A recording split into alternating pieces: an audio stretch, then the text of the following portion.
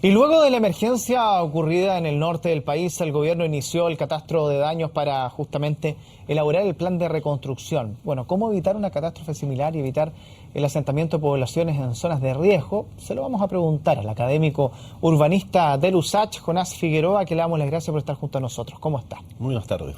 A ver, se ha hablado hoy día, de hecho la ministra Zavala ha anunciado de que ya no se va a volver a construir en zonas de riesgo. Su sonrisa me lo dice todo. ¿Y por qué lo hemos construido? ¿Por qué Esa es la pregunta que que viene de cajón. Si se sabe que hay zonas en las cuales no se puede construir, ¿por qué se construye? Ese es el problema. Tenemos una geografía muy compleja, especialmente en algunas zonas, ¿no?, de nuestra ciudad que están situadas en quebradas, ¿no?, en los valles, unos valles muy estrechos, ¿no?, de 2, 3, 4 kilómetros de ancho, lo cual es nada, como está situado Copiapó, con cerros por ambos lados. Entonces sucede que el suelo disponible con aptitud urbana es muy escaso, ¿no?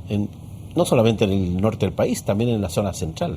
Hay que tener presente que Santiago está construido, gran parte de Santiago está construido también en zonas de riesgo de inundaciones. Sí, de hecho, de ahí vamos a ir a Santiago, porque ya, ahí tenemos un listado completo para entrar en detalle, pero para no irnos mucho al tema del norte.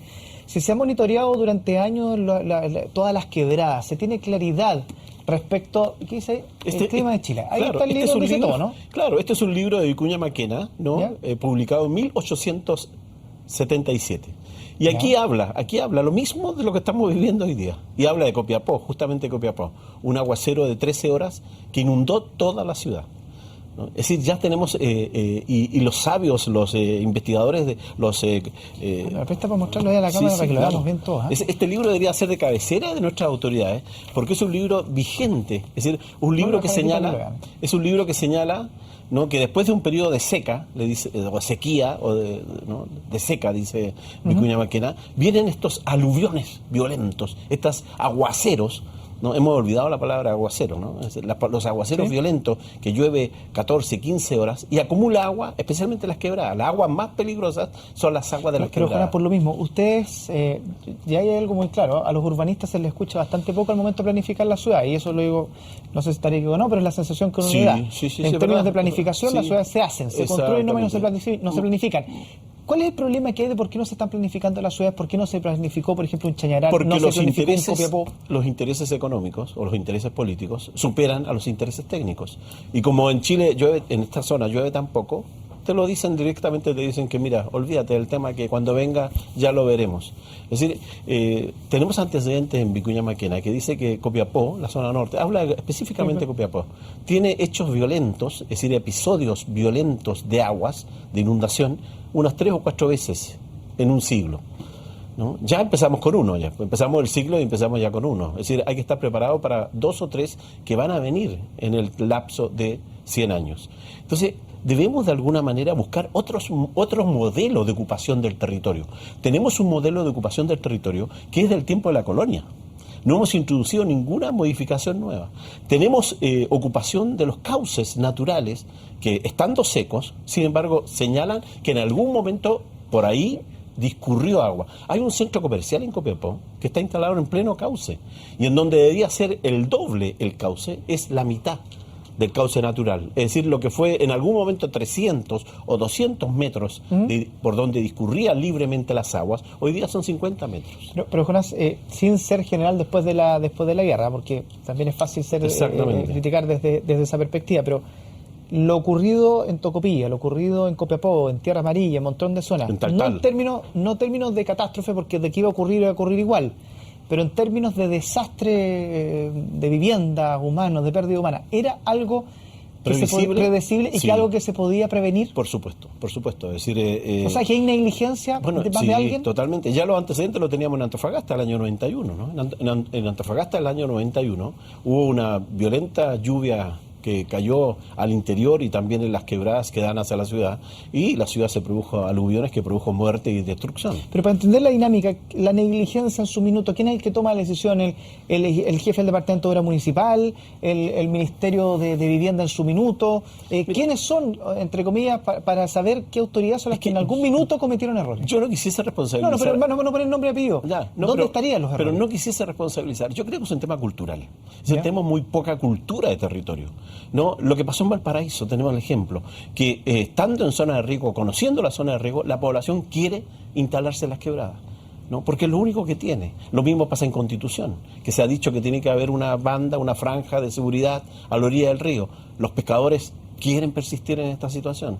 ¿Por qué? Porque es lo único que tienen, el único patrimonio disponible que tienen es el pedazo de suelo que en algún momento se les asignó. Entonces sucede que es difícil tomar una decisión porque son temas estructurales, ¿no? Es decir, no es posible que tengamos todavía un modelo de organización del territorio, de ocupación del territorio, que tiene 500, 600 años. Entonces no es posible. No hemos hecho entre medio, a raíz de las disponibilidades, de las facilidades productivas, de las conexiones, seguimos utilizando el mismo esquema territorial colonial. ¿Qué tiene que pasar que aprendamos? Porque Chile es un país de desastre históricamente. Entonces, ¿qué tiene que ocurrir para que aprendamos si llevamos tantos años sin hacer los cambios? Antiguamente los desastres venían uno detrás de otro. Ahora los desastres vienen todos juntos. Incendio con sequía, con inundación. Y después va a venir un terremoto, ¿no? Lo dice Vicuña Maquena, ¿no? Que los terremotos que tenían más efecto eran aquellos terremotos que estaban asociados a los aguaceros, ¿no? Porque venimos saliendo de una catástrofe y ahora las viviendas se nos vienen abajo, ¿no? Ese es el problema. Entonces necesitamos cambiar, ¿no? La inteligencia territorial, teniendo presente que este país recoge muchos eventos que en otros países se dan de vez en cuando y se dan aisladamente. Este país se dan todos juntos, porque todavía no hemos hablado de los volcanes que tenemos aquí en la cordillera central. Vámonos aquí a Santiago, Río Mapocho. Ya subimos las inundaciones en los años 80 que hubo acá. Sí. Tenemos una autopista por debajo, hacemos hartos puentes, hacemos 10.000 cosas, se ve bien bonito el Mapocho, está mejorando harto. Sí, exactamente. ¿Pero es un riesgo todo lo que se está haciendo? Es un riesgo ocupar la caja útil del río, que aunque no se necesite de modo continuo por ser un caudal eventual, pero cuando viene el río por lluvias que se producen fuera de la ciudad, en la zona andina, y como tenemos unas pendientes de quebradas muy excesivas, todo ese torrente viene con una velocidad que yo más o menos la he calculado entre 50 a 100 kilómetros por hora. Es un torrente que lo arrasa todo, con una velocidad, con una carga, porque es un torrente en que el agua es el vehículo, pero viene con carga, viene con arena, con rocas, con piedra, lo que hemos visto. Y esa es la que destruye, esa es la que mata, esa es la que lleva todo, ¿no? El efecto destructivo que tiene una aluvión, una luz, o como queramos llamarlo, una avalancha, una crecida, una avenida, ¿no? Da lo mismo, pero no es el río Mapocho. Lo peor de aquí que puede suceder son las quebradas. ¿Por qué? Porque hemos construido las quebradas. Tenemos antecedente el año 93 en la quebrada de Macul y sin embargo seguimos ocupando la quebrada de Macul. La cantidad de condominios que están haciendo. Exactamente. Es decir, y eso, ¿qué pasa con esa situación? Deberíamos, si hubiésemos sido inteligentes con respecto al desarrollo de la ciudad, deberíamos haber prolongado las quebradas al interior de la ciudad, a modo de parque, de áreas verdes, de áreas de precaución. Zonas inundables. Zonas inundables, exactamente. Tendríamos en esas zonas, que son las zonas más carenciadas de áreas verdes, de espacio público, tendríamos una bella ciudad, ¿no? Alimentada por el mismo flujo húmedo de las quebradas. Sin embargo, las quebradas las hemos tapado, a veces con estadio, la quebrada de Apoquindo, a veces con instalaciones residenciales, la quebrada de San Ramón y la quebrada de Macul, y todas las quebradas. Santiago tiene 70 quebradas en su extensión, entre los dos ríos. Y dentro de esas 70, ¿cuántas estarían en este momento? 5 son las quebradas, las mayores que tienen... Críticas, entre comillas. Críticas, porque tienen una mayor superficie, ¿no? Tienen un embudo, ¿no? Un abanico amplio, ¿no? Y la quebrada mayor es la quebrada de San Ramón, pero la quebrada más violenta por su empinadura, por su pendiente, es la quebrada de Macul, porque ahí viene el agua arrastrando roca. Las peores aludes son aquellas que se producen después de un terremoto, porque el terremoto aprovecha de soltar material, roca, romper, destruir vegetación, y todo eso el agua lo toma y lo transforma, ¿no? En un gran, ¿no? Ariete que rompe con todo, ¿no? Ahora, es que lo escucho y me cuesta entender el por qué entonces se siguen dando permisos de construcción viendo esto. O sea, aquí estamos viendo acciones posteriores a un hecho que se podría haber prevenido en algún minuto. Sí, exactamente. En Santiago se ha dicho, y no es primera vez que escucho, que Santiago en estos momentos, claro, estamos con sequía, hace muchos años que no llueve, pero llega a llover como en los años 80 y los problemas que vamos a tener más o menos serios. Claro, los problemas que existían en el sector de Lampa, que se inundaron completo, que siguen construyendo. Exactamente, porque ahí en Santiago hay aproximadamente unos 3 tipos de inundación. Los aludes, que arrastran material sólido, detritos hacia la ciudad. Las inundaciones que se producen por las calles. Santiago tiene una pendiente natural, lo cual es ideal para que escurran las aguas. Pero ¿qué sucede? Que las calles han sido construidas como terraplenes, que nosotros no nos damos cuenta, pero las aguas sí chocan. Entonces se producen inundaciones en Gran Avenida, en todas las calles que van de norte a sur, en su mayoría. Porque las calles que vienen desde el oriente-occidente son flujos de río, Bilbao, a la Alameda. Hay que tener presente que la Alameda era el canal natural que tenía el río Mapocho. Era el otro brazo. Claro, para cuando venían las crecidas, por ahí va el agua. Lo que nos falta es canales, cañadas naturales que nos permitan prever, pero dejarlos disponibles, no ocuparlos con instalaciones, como lo hemos ocupado actualmente, con instalaciones urbanas, con vivienda, con equipamiento. ¿Y esa situación, Jonás, usted han visto quizás en alguna ciudad de nuestro país Sí. que sea más como ejemplo de construcción? Mira, ¿o hay un no ejemplo. hay? Mira, no, en Chile no hay, pero aquí cerca, en Argentina hay. Córdoba tiene una cañada, ¿no? Que es una cañada de evacuación de las aguas de crecida del río Suquía, porque Córdoba está rodeada también de sierras, de cerros, Sí. por lo cual cuando llueve Cae todo el agua. cae todo el agua y ¿dónde va?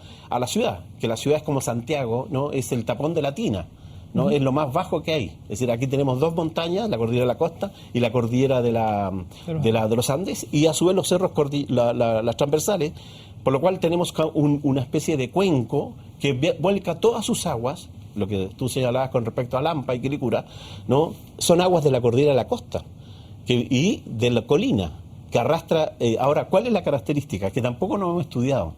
Los tipos de suelo y la calidad o capacidad de infiltración que tienen los suelos. En el norte de Santiago tenemos suelos arcillosos, por lo cual cualquier gota de agua que cae, ¿no? Evita se expande la arcilla, ¿no? Y la infiltración baja, ¿no? A diferencia de la zona sur, San Bernardo, Lonquén, Maipú, San Miguel, que está montado sobre grava. La grava posibilita una mayor infiltración. ¿Cuál es el problema? Que hemos aumentado la superficie pavimentada o asfaltada. Por lo cual lo que antiguamente se producía con forma natural en infiltración, hoy día ya no se produce. Las aguas corren naturalmente. Y corren siempre hacia zonas que están sujetas a desastres de inundación. Pudahuel, Cerro Navia, ¿no? Maipú. Entonces es difícil entender esta situación, porque no, es decir, sucede que antiguamente teníamos los jardines, los antejardines, Sí. ¿te recuerdas? Sí, tú, no? sí. ¿No? Hoy día los antejardines están pavimentados porque han sido transformados en estacionamiento y ya no tenemos esa posibilidad, ¿te das cuenta? No, yo lo escucho, podríamos seguir conversando, quizás para otro día lo vamos a invitar para seguir hablando, porque me imagino que esta situación se debe replicar en distintas ciudades del país, no solamente en Santiago, en todos lados. Todas las ciudades nuestras son ciudades de aguas. Y lo decía Benjamín Vicuña Maquena, en este libro. ¿En qué año fue esto? 1877. 1877, no, costaba aprender. Debería ser un libro cabecera a las autoridades. Exactamente. Muchas gracias, que esté muy bien. A ustedes. Nosotros hacemos una pausa, volvemos dentro de poco.